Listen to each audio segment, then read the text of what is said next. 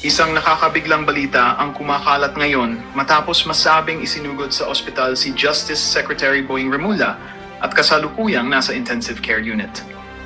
Ayon sa mga unang ulat, nagkaroon umano ng malubhang komplikasyon sa kanyang kalusugan na nagdulot ng critical na kondisyon. Ilang opisyal ng Department of Justice ang kumpirmadong nasa ospital upang personal na alamin ang kalagayan ng kanilang pinuno, habang patuloy namang nagdarasal ang kanyang mga kaibigan at taga-suporta para sa kanyang agarang paggaling. Kasabay ng pangyayaring ito, umugong naman ang isyong politikal matapos kumalat ang balitang tuluyan nang tumiwalag si Senadora Imee Marcos sa dating kaalyado niyang si Remulla. Sa ilang panayam, naging kapansin-pansin ang malamig na pahayag ni Sen. Imee hinggil sa kalagayan ng kalihim, bagay na lalong nagpasiklab ng mga espekulasyon sa umano'y paglala ng hidwaan sa pagitan ng dalawang kampo. May mga nagsasabing matagal nang may tensyon sa likod ng kanilang alyansa na ngayon ay unti-unting lumalabas sa publiko. Habang patuloy ang investigasyon sa tunay na dahilan ng pagkakaospital ni Remulla, nananatiling maingat ang mga autoridad sa pagbibigay ng detalye. Gayunpaman, ang kombinasyon ng personal na krisis at politikang intriga ay nagdulot ng matinding ingay sa publiko. Marami ang nag-aabang sa magiging opisyal na pahayag ng pamilya Remulla at kung paano haharapin ni Sen. Imee ang mga paratang ng pagtataksil sa dati niyang kaalyado.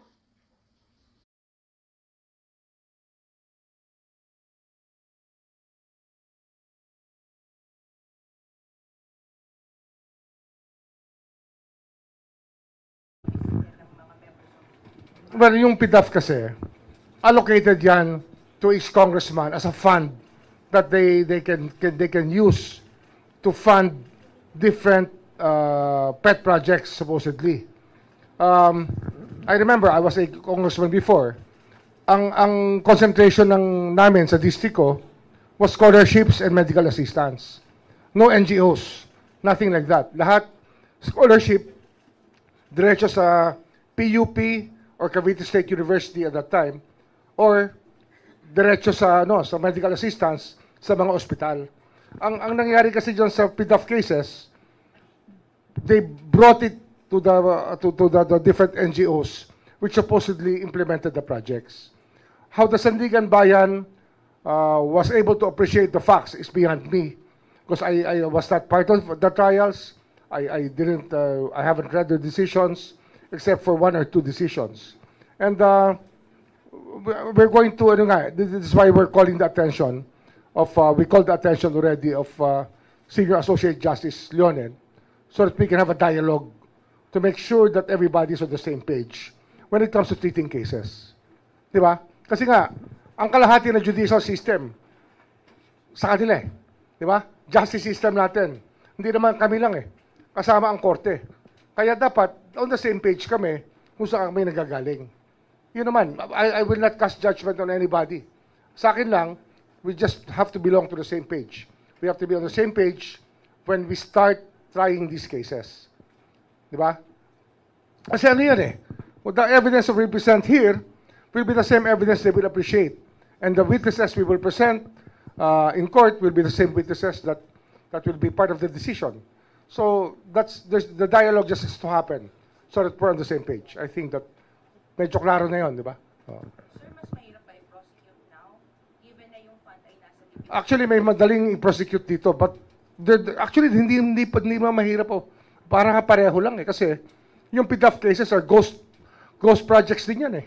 They went to NGOs, supposedly with beneficiaries who were fake beneficiaries. Di ba? So nawala yung pera, where it went, it was never explained. Pwede mo mawala ang pera ng ganun-ganun lang kung walang kukuha. Yun lang naman ang tanong dito, di ba? And I think the narrations of the DPWH people, Henry Alcantara, Bryce Hernandez, are more or less complete and very vivid. We saw the pictures on the table, the money on the table. I think 300 billion yung nasa picture na yun, eh, no? Yung ba, nawawala na lang ng parang bula yun para walang managot. Yun lang naman yun, eh. I think that we just need a dialogue with them. So I think that on Thursday, Senior Associate Justice Lonen will be with the Sandigan Bayan, and we will be talking to them also. Both, maybe separately, Saj Lonen and the Sandigan Bayan justices. kakausapin din namin. Sir, follow up lang po doon. Sir, gaano katibay na po yung mga ebidensyang inihawak natin o hinahanap pa po natin? Kasi puro testimonial po, most of it. Nababack up naman po ba ito ng mga dokumento, iba pa pong evidence? Alam nyo, AMLA is not always, will not always tell you the story. Kasi we're a cash economy. Di ba? So, we will have to follow a cash trail somehow.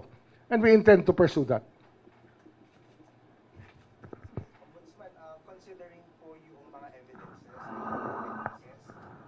kailan may timeline po kayo kung kailan talaga makakasuhan ng ombudsman itong mga sangkot dito sa mga flood control projects sa Liyan? Anong stage tayo ng PI sa So we're already receiving counter affidavit. counter affidavit? We're already receiving the counter affidavits. So, let's say we receive the counter affidavits within this week. Within this week. Next week, we can already have a resolution. The teams, the panels in the PI can already have a resolution. And once the resolution is approved by the panel, it will go to my office and then instruction for filing already. So hopefully, kung ngayon ay November 4, by November 11, baka meron na kami na file sa korte. Hopefully, pag nakapasok na yung mga counter affidavits and submitted for resolution. That's Jesse. On the Yeah. part of the Department of Justice and NBI Investigation Task Force, we have already filed 5 cases for preliminary investigation. And the first hearing date is on November 10. So we expect the counter affidavits to be submitted on that day, and most of them have been served already. So in addition, the approach we're taking is not only with respect to the DPWH officials involved in the misuse of funds. The additional investigation we're doing, together with the help of many whistleblowers, named and unnamed, are the proponents and how they actually receive kickbacks.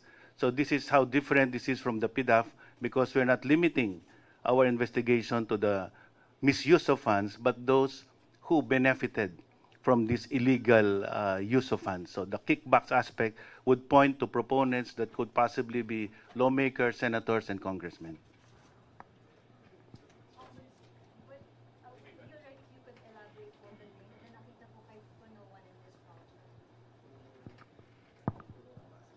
I think I had the discussion earlier with former Secretary Singson and Justice Reyes, and it's some of it can be attributed to gross inexcusable negligence, if I'm not mistaken. Being the Secretary of Public Works, it was his job to make sure that things happen properly. I think that's one of the recommendations, is really to charge them with gross inexcusable negligence. The same case that we'll be filing against, probably under study now, the Speaker of the House, former Speaker of the House, Martin Romualdez. Sir, can you elaborate yung kay Speaker Martin Romualdez? Ano na po yung proseso natin? Ano na po yung hawak natin kung meron man na evidence? Hindi kasi when we look at the Saldico cases, and the whole pattern that happened, it was really Saldico working with some senators that came up with a final version of the budget. And the plan was laid out there. If fingers do not point to the Speaker, former Speaker, as the leader of the House, he was responsible for the appointment of Saldico. Although Saldico was elected on the floor, everybody knows that it was the Speaker's choice. That's why we have to hold him accountable for that. It's a novel theory. I know we're crossing the boundary of normal legal theory, but we have to stretch it a bit. Kasi nga, the whole government machinery and the Filipino people suffered damages due to the acts of Saldico. And if there's nothing criminal about it, then it's negligence at least. We have to go there. We have to go we have to tread that path already. That nothing is excusable here. At the least, negligence should be charged against those who were responsible for their offices. Ano yan Leadership principle yan the buck stops with you. Sir, meron ba tayong mga ipapatawag na mga tao na involved dun sa investigation naman po? Yun nga po, Speaker Romualdez, PB Zaldico, yung mga staff niya, paano po ba natin nakikita yun? Well, we're trying to locate Gutesa if he's going to go back to testify, but we don't know yet. We're looking at all the narrations as a whole, as a whole. All the narrations from the beginning of the Senate trials that led to these revelations. All of them will be used in putting up the theory of gross excusable negligence. Kasi nga, you're the leader of one house, and the other house is led by Senator Chisa Escudero as Senate President. And they were able to come up with that budget, which included insertions, which included diversions of money from what was supposed to be to what became. So that is, if it's not criminal, then it must be negligence. It must be one of them. It cannot be completely. Nobody can be completely blameless for that. Sir, Senator Chis Escudero, paano na po yung investigation sa kanya? Ongoing, we have statements leading of a money trail leading to him, narrations of fact that are there already. But of course, we want to buttress it with other evidence, which we're looking to right now. Ano nga eh? Pag wala ka makitang AMLA trail, then you have to follow a cash trail, and we will find it. Sir, sundot na rin natin. Villiers naman po kasi the original subpoena of the House was intended for 4 firms. Pero as it turned out, wala doon yung firms na connected sa Villar. As it turned out, it's Motion Trade, not INT. So, kamusta po yung investigation? Let's face it, no. There has been a lot of connivance. Congress, DPWH, even the agencies that were supposed to monitor the fund movements, no. So definitely there was total connivance, and the fact is that congressmen and senators are told by DPWH kung saan distrito sila pwedeng magbaba with SOP. Napakaliwanag nun. There are favorite district offices where they give very high SOPs, no? And maliwanag na yon, no, sa findings ng ICI. So it's a matter of identifying people who were involved in the connivance that really brought this whole government machinery system total breakdown. No?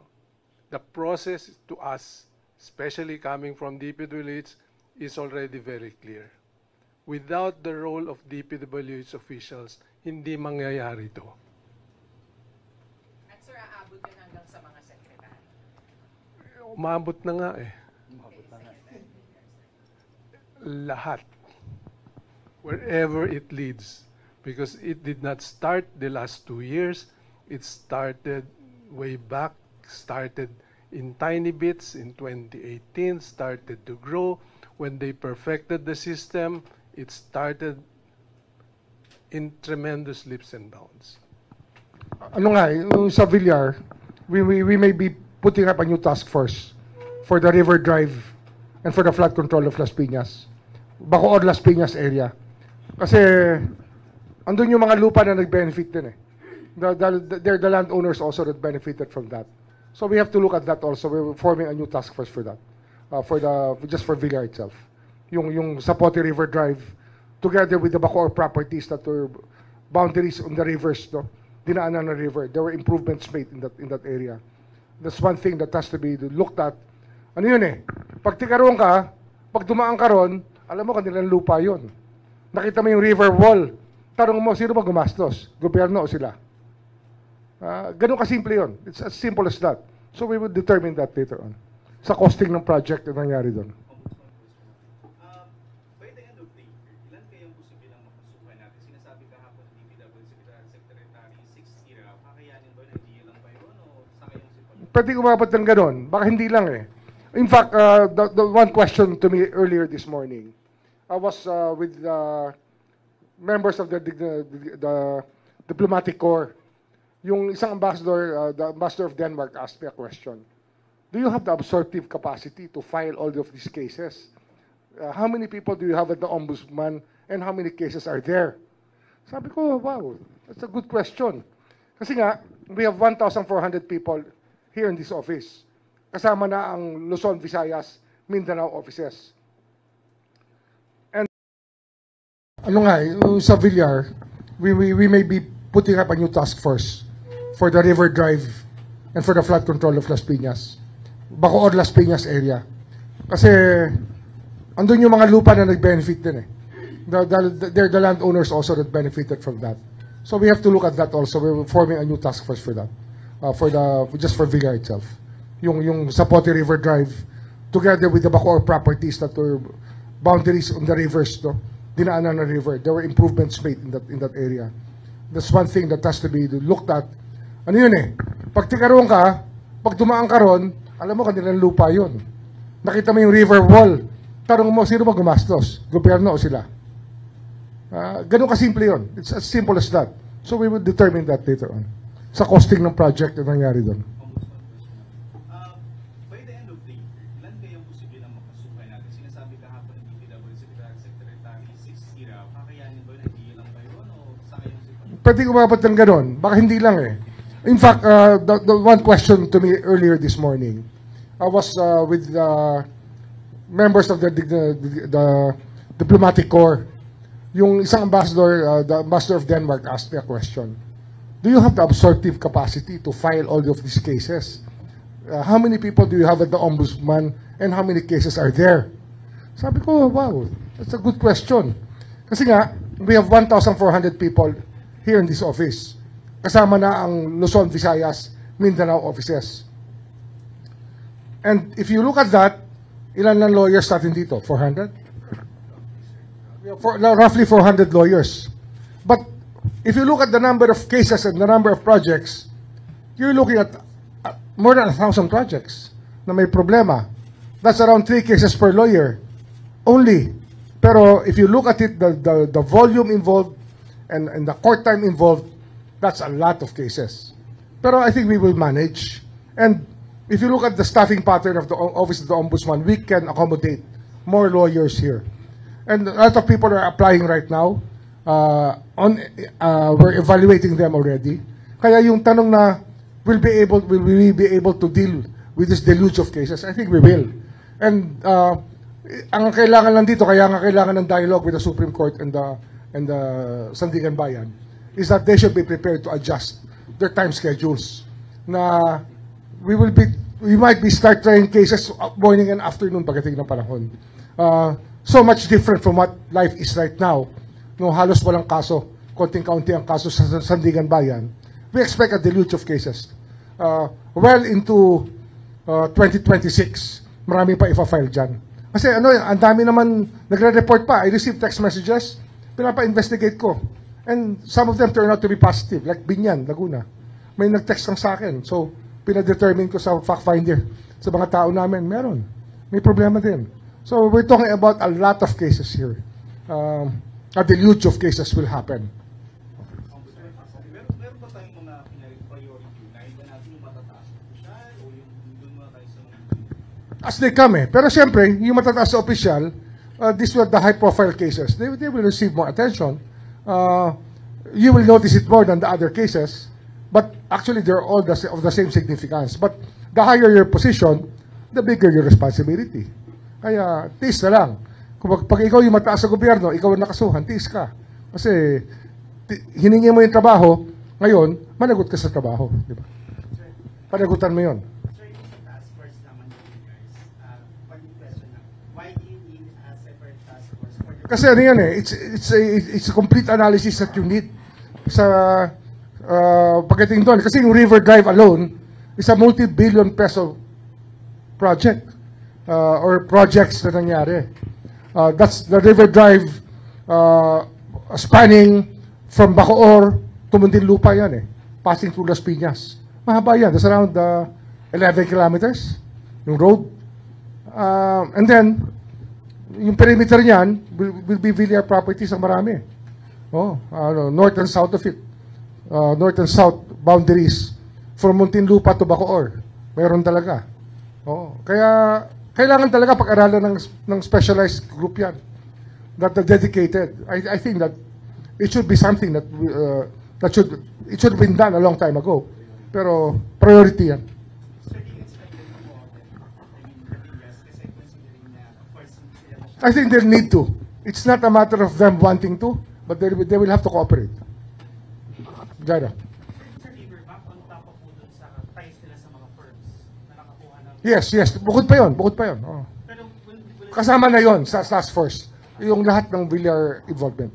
Just for scale, no? Just focusing on the 421 ghost projects.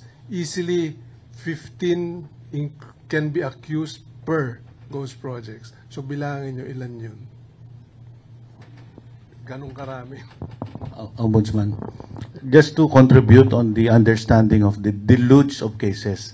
Understandably, per district, you can imagine already 15 or to 20 people being charged, involved in the illegal process.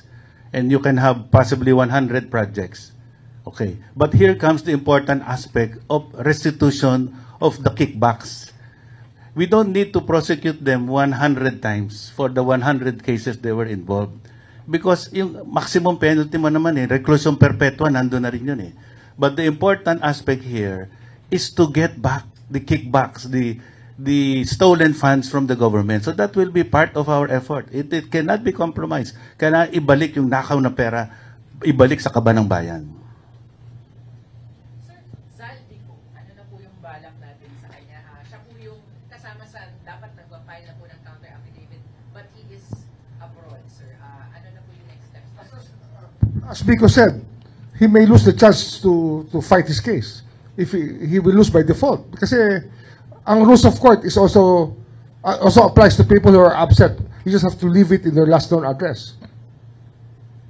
Sir, next steps po doon, ipapakancel na natin. Yes, pag nasa korte na. Pag may warrant na. Is it red notice? Possibly, pag may warrant. Yes, red notice. Ngayon blue notice lang. So we are able to locate him everywhere he is. Sir, anong intel niyo kung nasan siya ngayon? I think he moves between Spain and Portugal. He just moves between the two countries, Spain and Portugal. Sir, kamusta yung investigation niyo po dun sa kanyang parang kanang kamay, yung staff niya, Estrada ba, or something, o Paul something. Sabi po ni Senator Marcoleta, siya po ay nasa ibang bansa na rin daw at binabantayan. I think that Yusek Andres will be the one to handle that later on. We continue to get information on names that could possibly be complicit in the transactions. And we're locating them. We will send them subpoenas as necessary for them to participate and, give the information on their participation in this illegal activity. Pero gagawin natin yan kasi we need to validate it. Hindi naman pwedeng bawat pangalan na banggitin, automatic suspect na. We have to have some corroborative or supportive evidence para isabina na rin natin siya. And we're validating that first. But I think we will proceed to calling them to give their statements. Ombudsman, maliban po dito sa mga nairekomenda na ng ICI, meron din po mga mangilan-ngilan na individual na nagpapile din po ng mga reklamo na may kinalaman sa mga proyekto sa DPWH. As of now ba, may bilang po ba tayo o may gaano karami itong mga biglang nagpupunta dito sa Ombudsman para magreklamo din na may kinalaman sa mga flood control or sa mga... Marami rin eh. Sabi ko nga sa inyo, text pa lang, pinavalidate na namin eh. Kasi nga, we find it, these texts are coming from people that I know. So, pinapavalidate ko kagad. And then we build up cases. Marami. And people are encouraged to inform us on what they know because we will not waste their time. We will do something about it. For this specific case po, sir, yung i-refer po sa inyo ng ICI, may na-establish na rin po bang links yung contractor na si Mayor Villanueva with Senator Joel Villanueva? May nakita namin pa kayo? No links have been established between with Senator Villanueva. None yet. Yes. We are still validating and we're hoping that there are more people who will be whistleblowers and give us the right information. the life of these cases depend on whistleblowers because the money is cash. So kailangan ng whistleblower. Other than that, it's difficult to connect unjustly or without due process. You cannot connect without due process. You cannot say that you presume that this man is there. So we have been evaluating all of this. Pero yun po ba yung path na or yung direction na tinitingnan natin posibleng may link kaya? Everything is possible because this is a crime, no? And you know, a criminal has many ways to commit a crime. But you have to understand the meaning of the word mastermind. He is a mastermind, he's a genius. So we're fighting against a syndicated genius of criminals. Thank you. We'll accommodate one more question. Okay, one more.